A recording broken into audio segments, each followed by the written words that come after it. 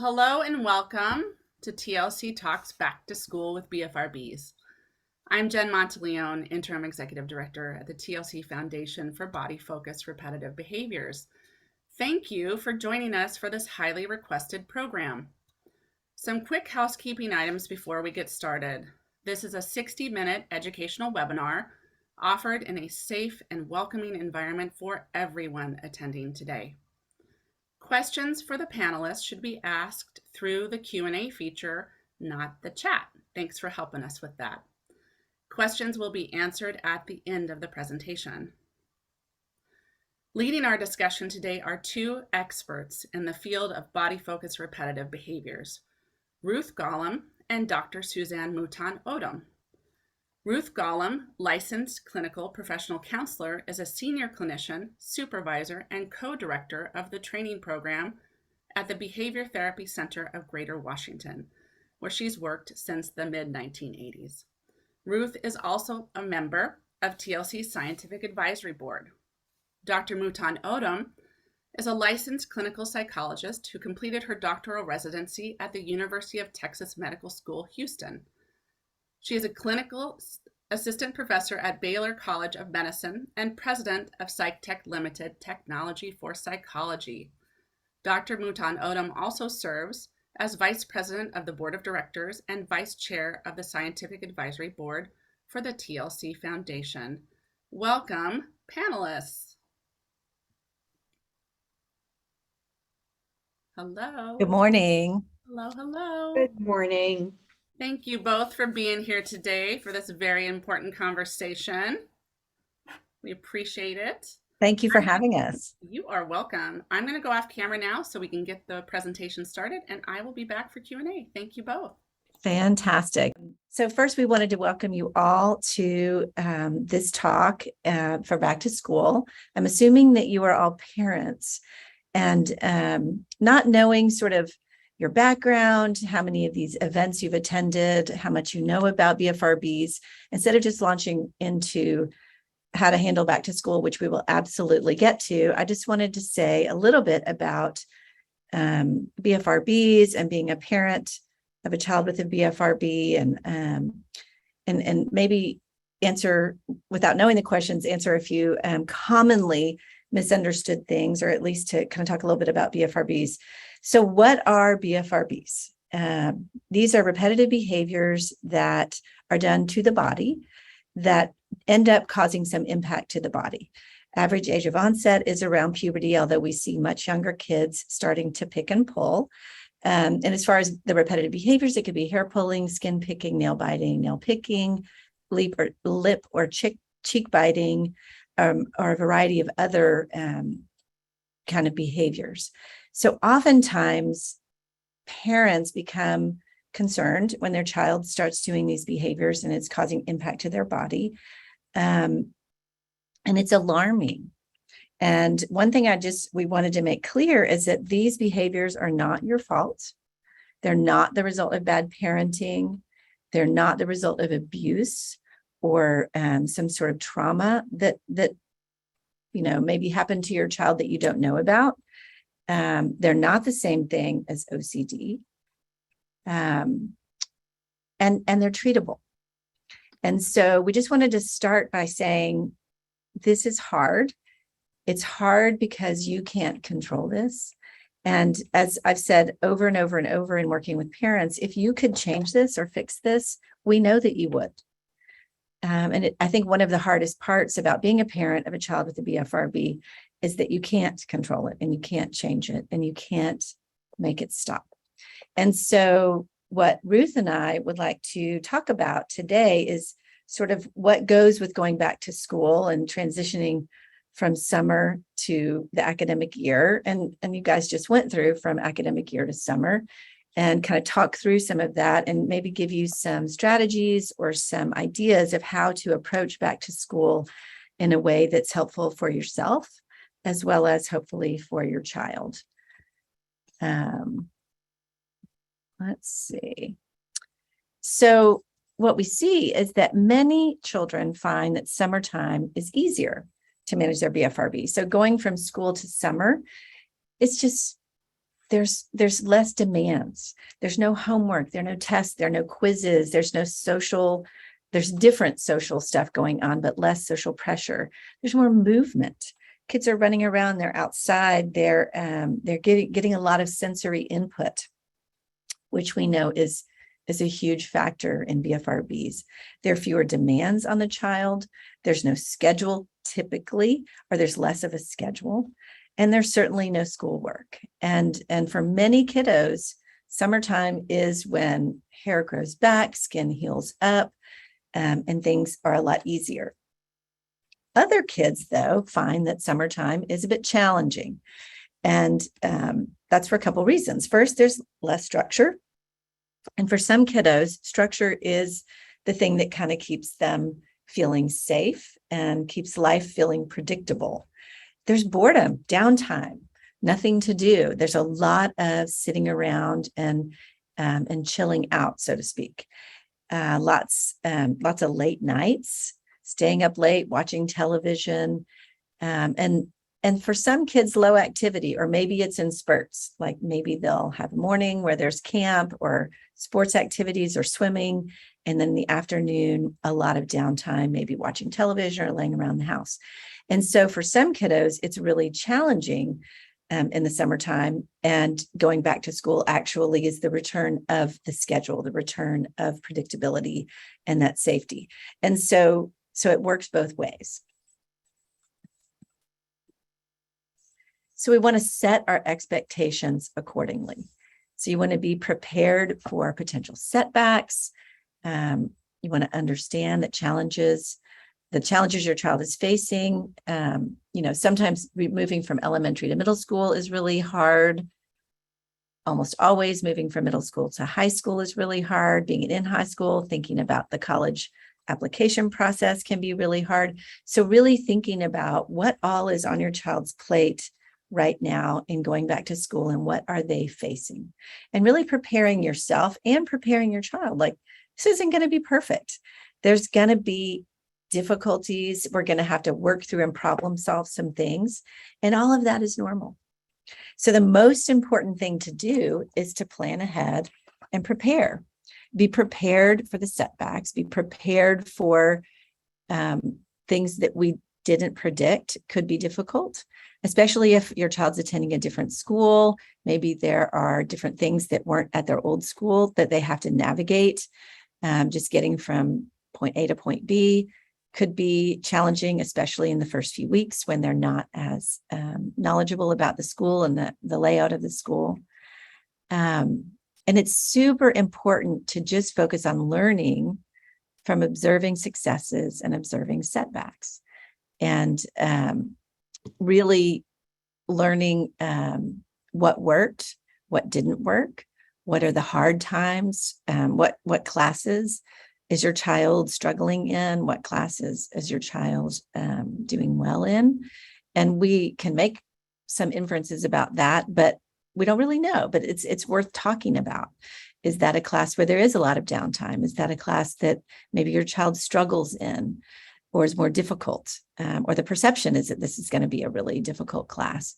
Is there something about the teacher in that class that could be a little bit different and could be exacerbating the BFRB? So it's really more about learning and observing and understanding and gathering information, especially in the first couple of weeks. It's also really important to be conscious of your feelings, especially around BFRBs and feeling out of control, and to take good care of yourself so that you can be a source of support and a resource to your child. One client said to me, she was a parent of a kiddo with a BFRB, and she said, I want to be the soft pillow for my child. And I love that metaphor. It's like, I want to be the soft pillow if they fall, to kind of cushion that fall, but also just to support them in a gentle and loving way through this process. And that's really our job as parents. It's not to over orchestrate or to change the outcome, but it's to support them along the way so that they can learn how to regulate their little bodies in a more productive way. And, one of the most important questions and the most common questions that I get asked from parents about BFRBs is, what is this? And why is my child doing this? And why can't they stop? And part of that answer, I think, is really thinking about BFRBs as self-regulation and as functional behaviors. And that's why the treatment is a function-based treatment. So we look at what the behavior is doing that serves the child. And oftentimes what we see is that it's self-regulation. It's regulating emotions like worry or fear or tension or excitement or boredom or sadness. Or it's regulating something in their body. It could be regulating a sense of overstimulation or understimulation. It could be regulating a sensation that they like or don't like. Picking off a scab can make the skin smooth. Pulling certain hairs can remove ones that feel like they don't belong. And so we want to look at the sensory nervous system and really to change the way we think about these behaviors as more self-regulation or self-soothing or habit. And oftentimes there's more than one of those factors going on at the same time. But we don't want to think about these behaviors as our child or our children doing something that's bad or trying to get back at us or trying to cause a problem, although those things can happen, particularly in adolescence. If our kiddos know that we really, really, really want them to stop a behavior, sometimes they'll do it just to make us mad. But that's not really the source of the function of behavior to begin with, but it can certainly become part of it. And so kind of changing the way we think about these behaviors can help us get some compassion, not only for our children, but also for ourselves. And also to think about them in a little bit different light so that we can better understand that this is a way that our children is sort of helping their bodies or their systems in a way that feels good to them. And we want to help them to find other ways to get that need met or those needs met. And then the last thing about setting your expectations is to focus on what is going well. And I like to think about it as and this, we may say this later in the talk as well, is feeding or fertilizing the flowers, not the weeds. And if we're only focused on what's not going well, oftentimes we can get ourselves into trouble. And we end up kind of reinforcing what's not going well and growing that instead of focusing on all of their accomplishments and all of the things they're doing that are good. So if there's a setback, and we're not saying that there will be, but it could happen. We want to review trigger situations. What happened? And think about it as problem solving in a very objective and non-emotional way. Oh my goodness, what happened? Well, what's different about that class? Or what did you notice was going on? What did the room look like? What are you hearing? What are you feeling in that class? What's the teacher like in that class? What sounds, what smells are going on in there? You also want to really think back about what's worked in the past.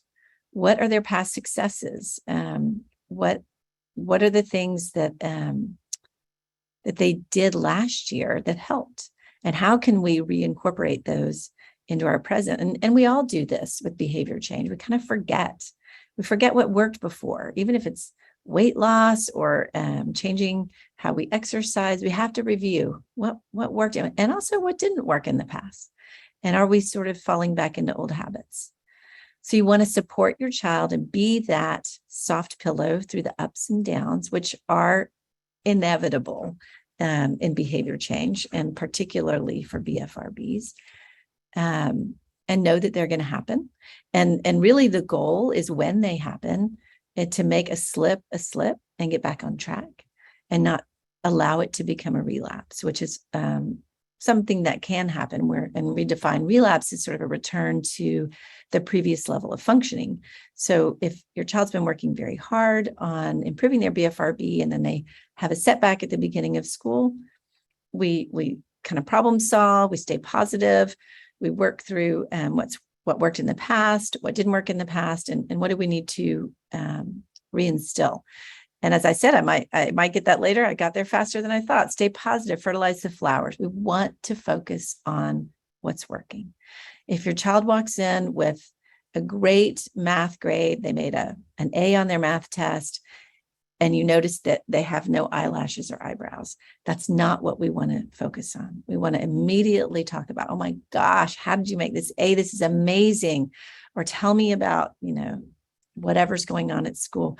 We don't want to immediately talk about, oh my gosh, what happened to your eyelashes and eyebrows? Children are particularly sensitive, and they're exquisitely good at noticing our faces, our emotions, our reactions, where our eyes are training. If we're staring at their eyelashes and eyebrows, or staring at their scalp, or staring at their arms or legs and the areas that they picked. And so we have to be really careful about staying positive and focusing on the whole child, which is see your child as a whole person, not just their BFRB. You might even sit down and make a list of everything that is amazing about your child, their gifts, their talents, what makes them funny or a good friend, everything that is positive, and remind yourself each day to focus on those things, because that's what we want to grow. That's what we want to fertilize. And it's all too easy because, as parents, we're problem solvers and we want to help our kids. And it's all too easy to fall into, oh my goodness, let's fix this. What do we need to do? You're pulling again. What's happening? And to really put the energy there, which I get. And our job as parents is to help our kids. So that's naturally what we fall into, but we just have to be super careful not to do that. And then to take care of yourself. I truly believe that having a child with a BFRB is harder for parents than being the child with the BFRB in many ways. It's a complete feeling of lack of control and frustration and fear oftentimes. And so really calming yourself down, getting support for yourself, and we'll talk a lot about that today, is so much of what we want to reinforce to you. The more positive and the better you are as a parent, the better your child is going to do with their BFRB.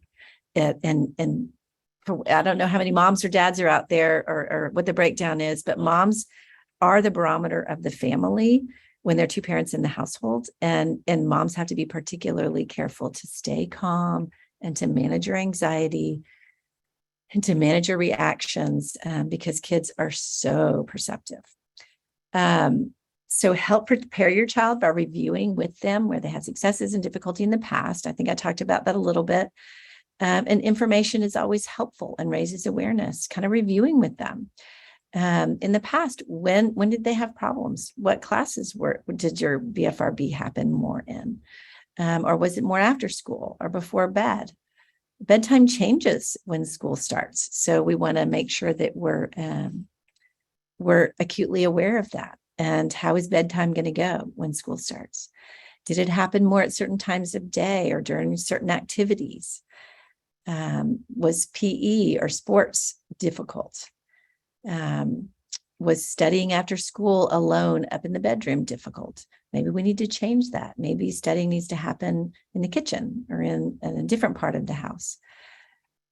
Were there specific classes, tests, time alone in certain rooms or environments? So all of this is relevant information, as well as, in addition to, emotions, sensations, environments. We want to look at all the internal and external things that are going on that make this BFRB behavior either more or less likely to happen.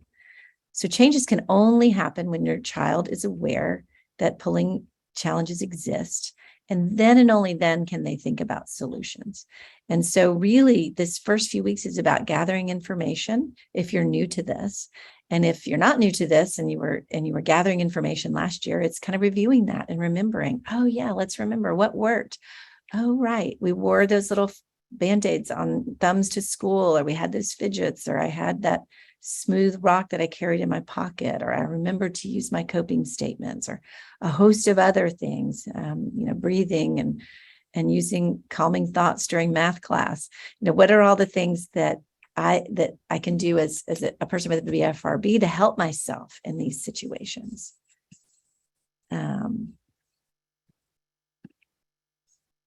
So again, what strategies helped before? Reminding them of their past successes. Remember what worked, and sit down with them and think about it. Let's get ready for school. And, we're going to buy the backpack and we're going to get all the school supplies and get all ready. And this is a huge part, of getting ready for back to school is how are we going to go back to school with our BFRB?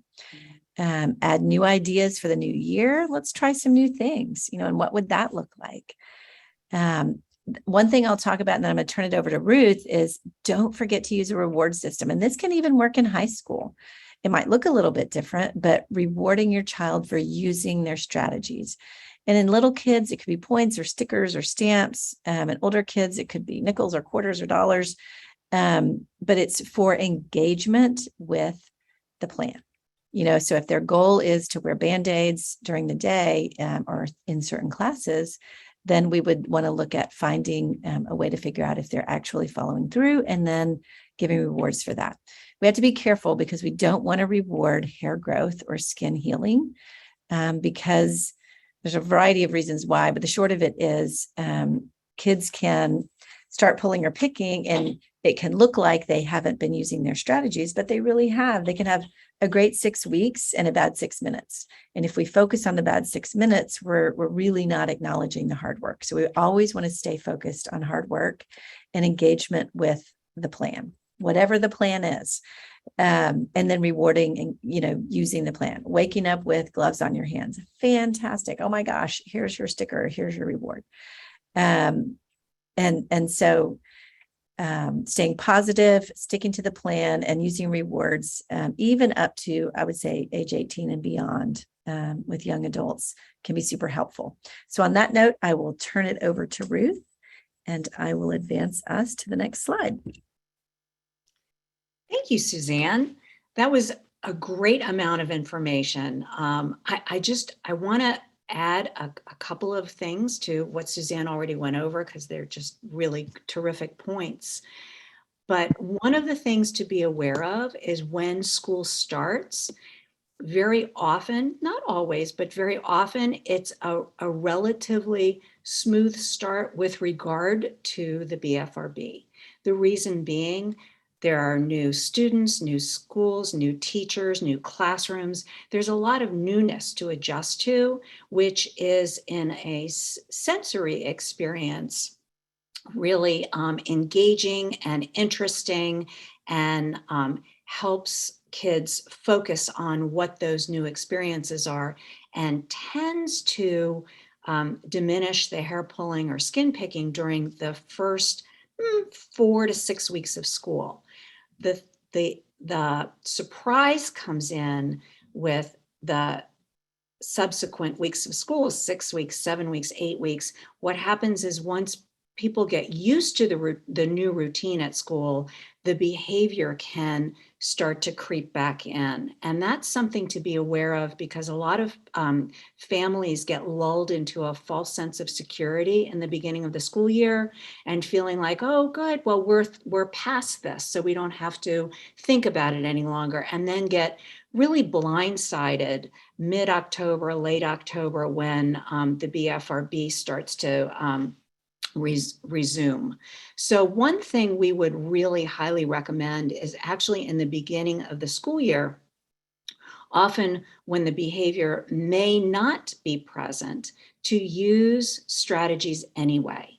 They're good practice, they're good prevention, they're good opportunities to start using these strategies, basically whether you need them or not, and that can really help ensure success as you move along and be prepared for those situations where you're going to need to do some problem solving down the road. And if you are equipped to begin with, then problem solving gets a little bit easier and there's less of a big shock. So just something to keep in mind. While you're doing this and working with your BFRB or your child's BFRB. And as Suzanne said, being a parent is really a particularly challenging role to be in. What you want to do is try absolutely to love unconditionally. we know that your focus on the BFRB is solely because you love your child and you're concerned and worried about him or her. We absolutely understand that. As a child, it may not completely come across as cleanly and clearly as that. So that is why the focus really needs to be as broad as possible in terms of loving your child, appreciating their strengths, really holding them up when they need to be held up. And sometimes that doesn't necessarily mean to push on with the BFRB treatment in the moment. It means to just hold them up and have them appreciate that they are wonderful, worthwhile, viable human beings who also happen to struggle with the BFRB, but that wonderful human being needs to be supported at this moment in time, just because they are who they are and they deserve this, the love and support. As Suzanne has mentioned many times, and super important, to focus on what is going well. You don't want to over focus on what isn't working, because then you lose sight of what is working. So if you've had 6 good weeks and a challenging 6 minutes, what worked during those 6 weeks that went well, and then were you using the same strategies during those 6 minutes? And if you were, first of all, good for you, you were using those strategies. But interestingly, they weren't working as well. So let's problem solve how to make adjustments, how to tweak so that we can try something for the next time when you run into this snag. So the idea of, again, focusing and really building on what's working for you, and then problem solving what isn't working. We often, as Suzanne has mentioned before, really talk to the parents about supporting themselves, and parents will often say, I will feel better when my child is doing better. And totally, we absolutely get that. But there is a reason why on an airplane, the directions are for you to put the oxygen mask on you first before you help your child, because if you are unconscious, you are going to be of no help to your child. The same philosophy goes with helping your child with their BFRB. If your resources are depleted, if you are feeling abundantly fragile and really just lacking support yourself, you're going to have a really hard time supporting your child. So we need you to focus on what you need in order to supplement your resources, build up what you need in order to be the best support that you can be for your child. And that means to, first of all, put the oxygen mask on you. Take care of yourself.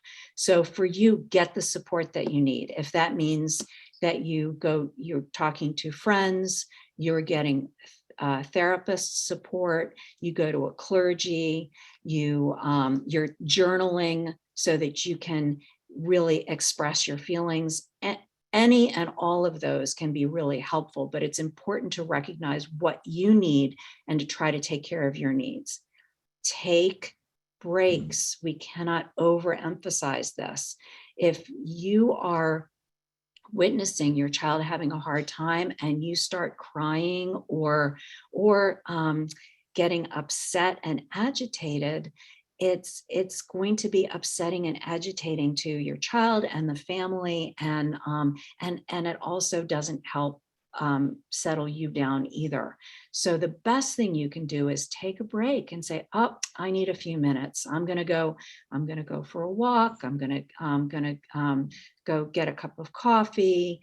I'm going to go run an errand. Whatever you need to do to take a break so that you can come back a little bit more refreshed will be super important.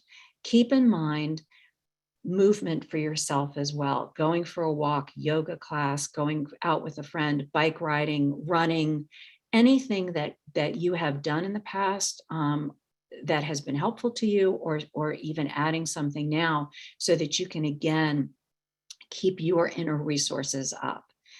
Remember that you're not in control of your child's BFRB, and trying to control it is only going to lead to frustration from you and your child.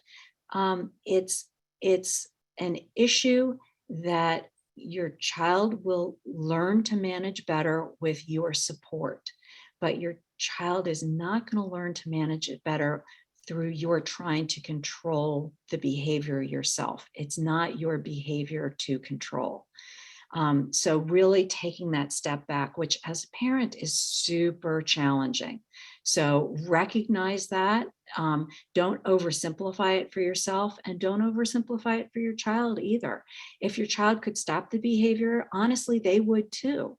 So it's a challenge for them. And the focus on you to support yourself and your child is a challenge for you. So focus on your challenges, because that will really help move things forward. And then to try to do your absolute best to stay positive. Working on BFRBs is a process.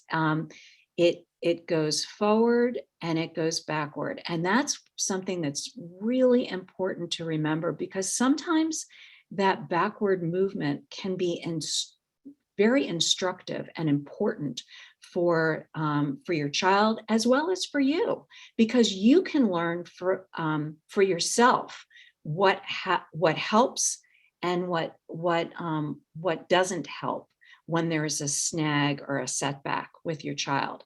The other thing is, having some setbacks allows opportunities to problem solve in real time, and that's extremely valuable. So recognizing that even if you've had a good 6 weeks and a tough 6 minutes, those 6 minutes can be really useful, instructive. They're disappointing also, but it also gives everybody an opportunity to learn how to manage those disappointments at the same time that we're moving forward. And if you're aware that these setbacks and disappointments are part of the landscape, they become less distressing and shocking, and part of, oh, well, we were expecting this. So since we were expecting this, what can we do with it? How can we work with it? And that can be really, really helpful. Honestly, the better you get at managing setbacks, the fewer setbacks you're going to have. But that implies you're going to have setbacks in order to practice and get better at it. So factoring that in is really important.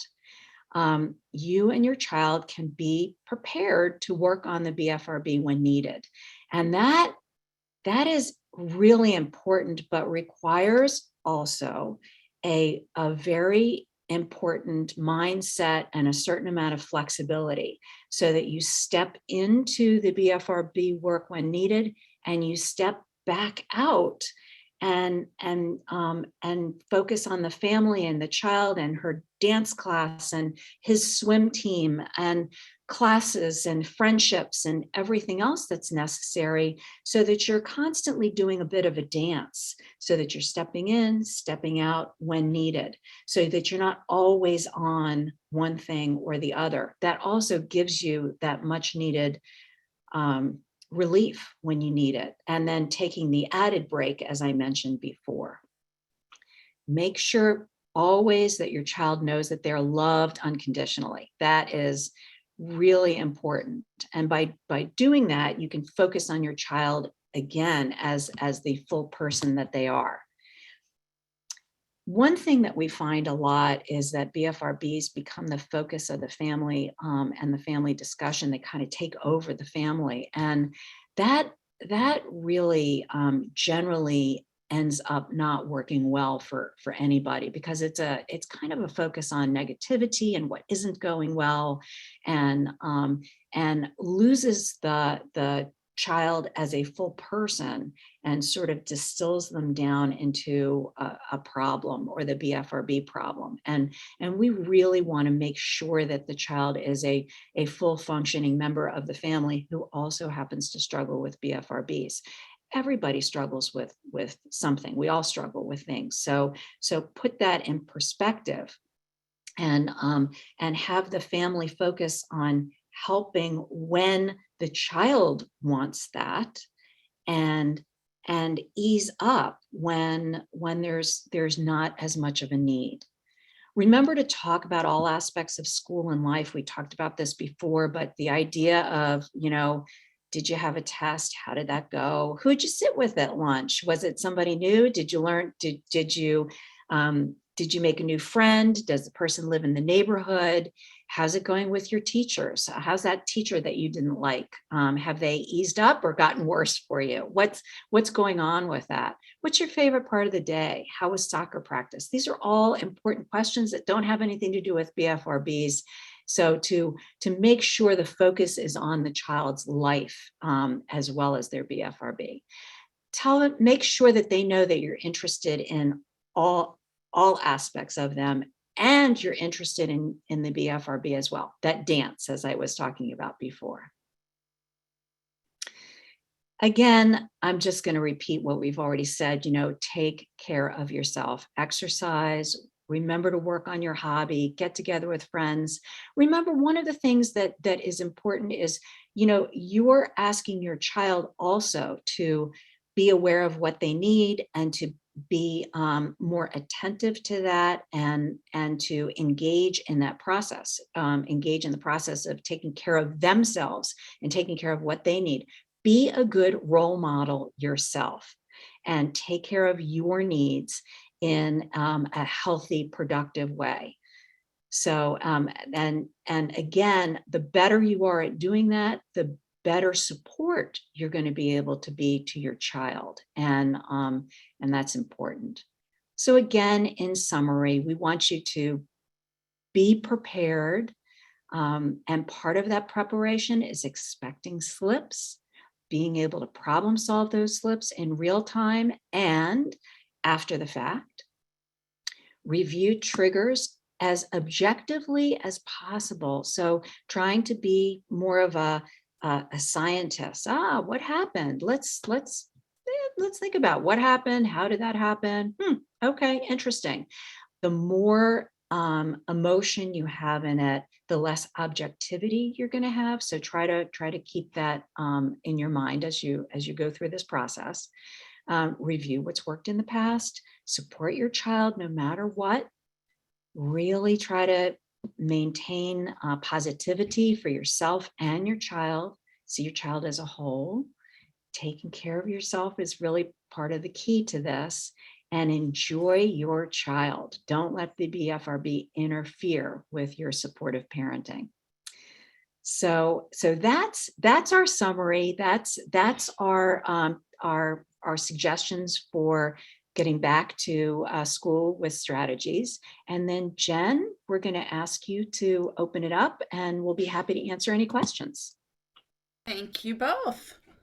We asked community members to submit questions in advance, so we have a few.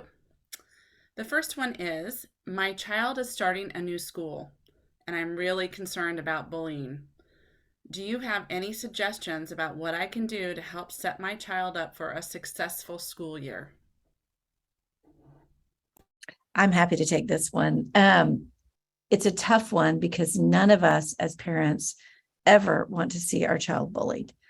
And children can get bullied for a multitude of different things, including having a BFRB. And so we don't want to assume that our child is going to be bullied because of a BFRB or anything else, but it's certainly possible. And we also can't control the behavior of other children. So the best strategy that I have seen and that we've talked about many times in the past is preparing your child to have a voice.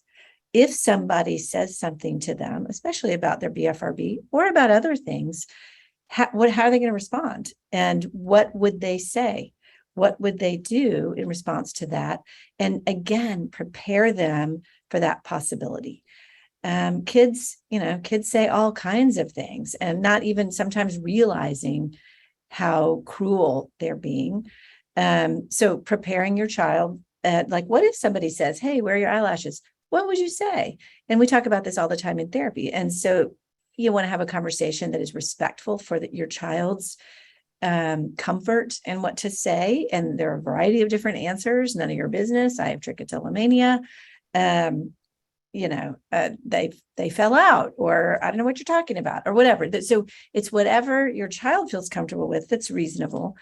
Also to understand if your child is being bullied, technically, like really treated poorly, the school needs to know. And they've tried to have a different response. They've tried to address it themselves.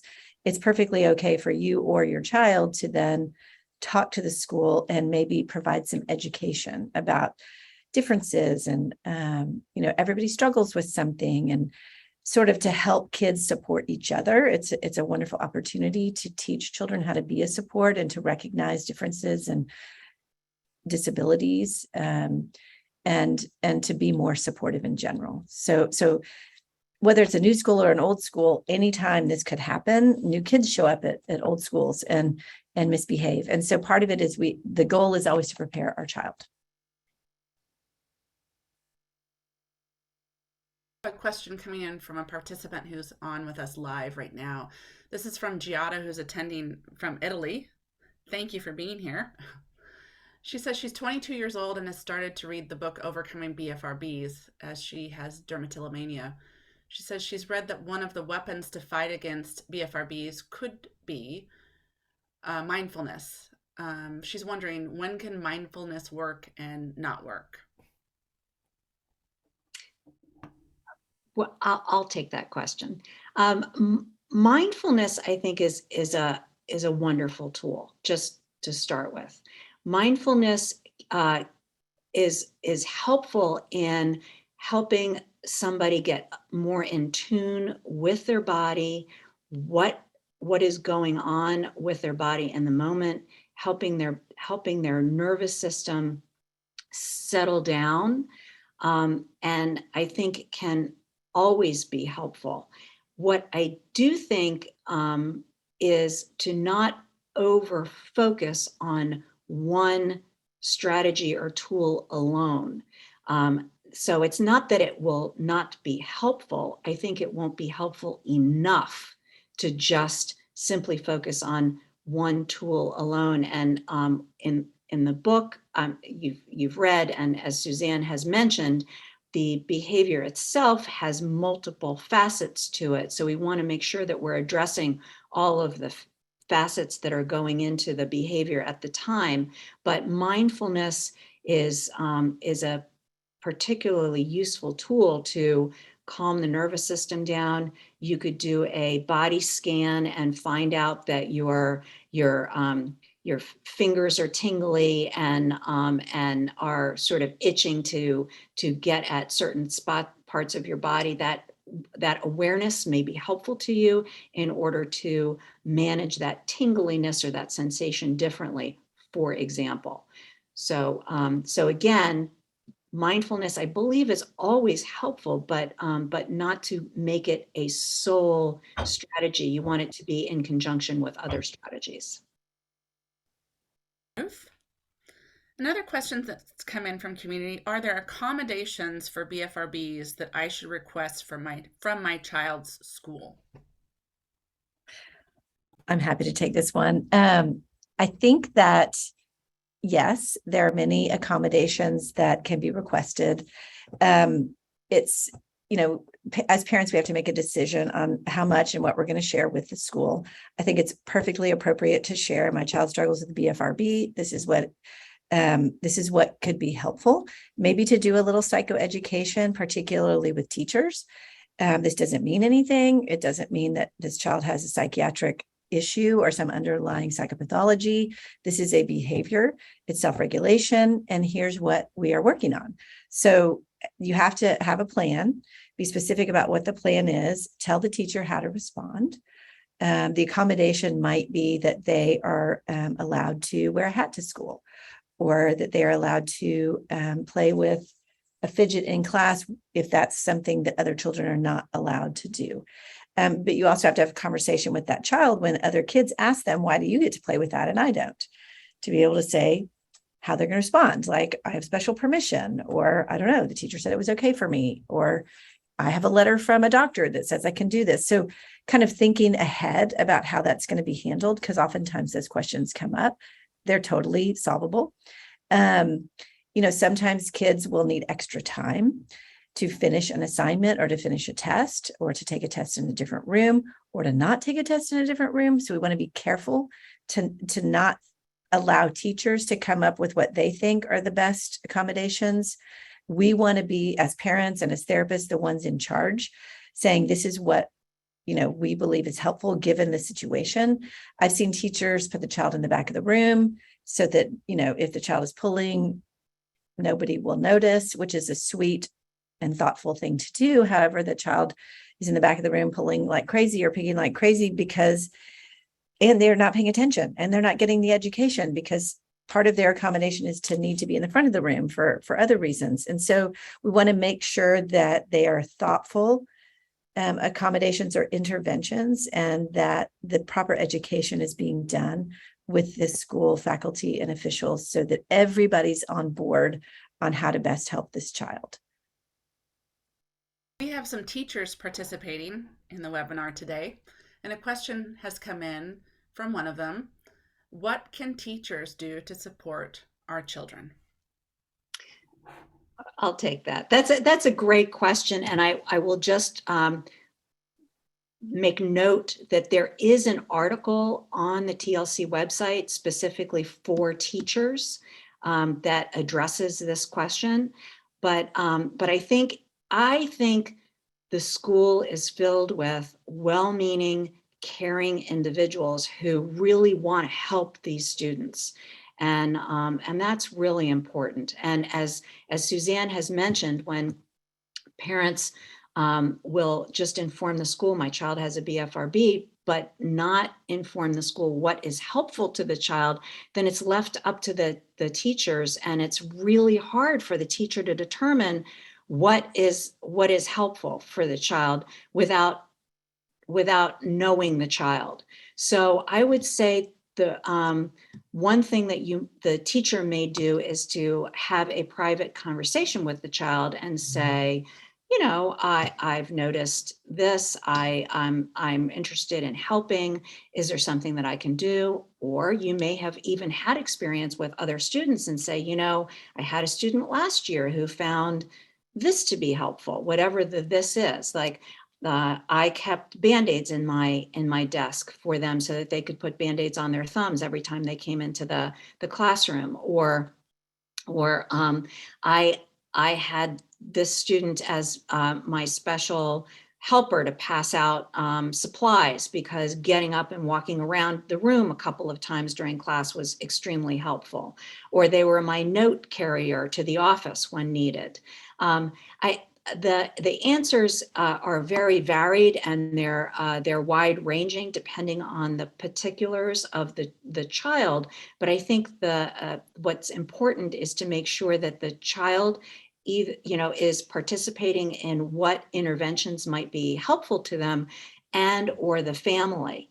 So checking with the family, the parents, and seeing if there are things that are done at home that might be useful to be doing in school. So any of those, but I think the idea of communicating and not trying to come up with things on your own is really the key. And just to add one more thing, I think everything Ruth said is spot on, but also in addition to that, taking a very non-judgmental, compassionate attitude and really normalizing it. You know what, even if you haven't seen a bunch of kids with BFRBs, normalize it. This is common. This is not uncommon. We see this a lot. Help them to feel like you understand them. And this is not bad behavior. This is not bizarre behavior. This is self-regulation behavior. And you want to help.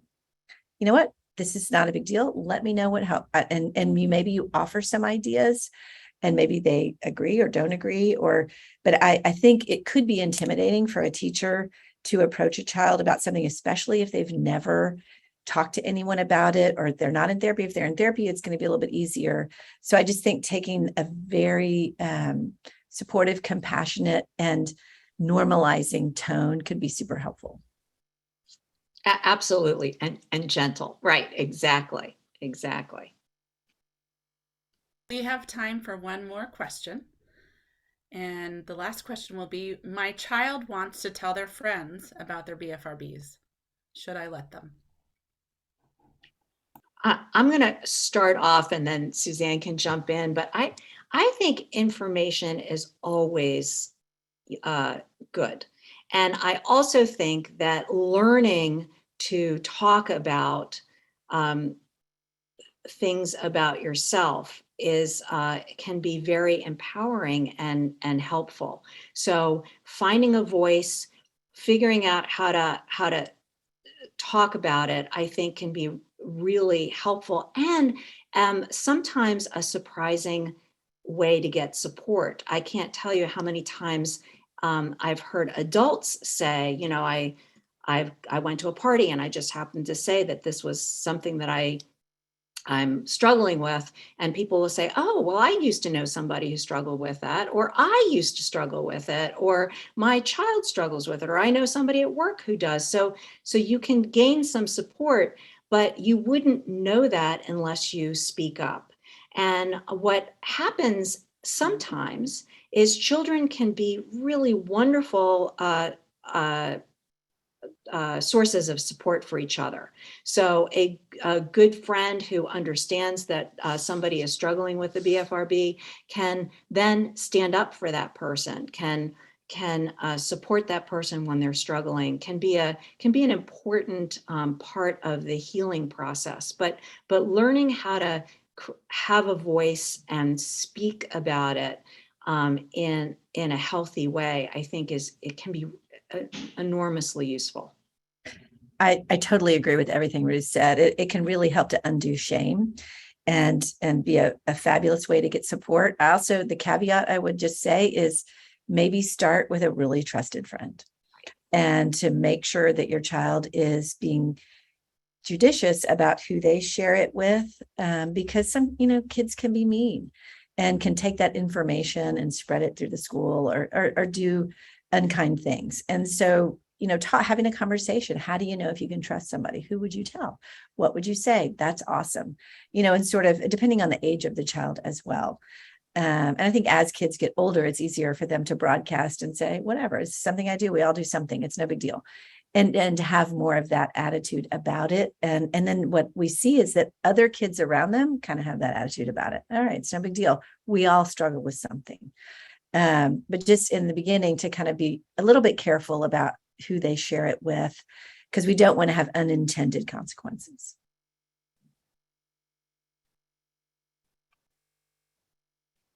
Thank you both so much for being here. It's already time for us to wrap up. These hours go so fast. On behalf of TLC, we just appreciate everything you do for our community. Thank you for the time you dedicate to make a difference for our community. We're really grateful for both of you. So thank you so much. Thank you to the amazing TLC staff for putting this event together today, and for all of you for joining us and tuning into this important conversation. And if you appreciated this content today and this opportunity to gather together and learn more about BFRBs, please consider making a donation to TLC to support our ongoing community health education and connection opportunities so we can provide more resources like this. You can make a donation now at bfrb.org/donate. We look forward to seeing you all soon and wish you a very wonderful day. Thanks, everyone. Thank you. Thank you.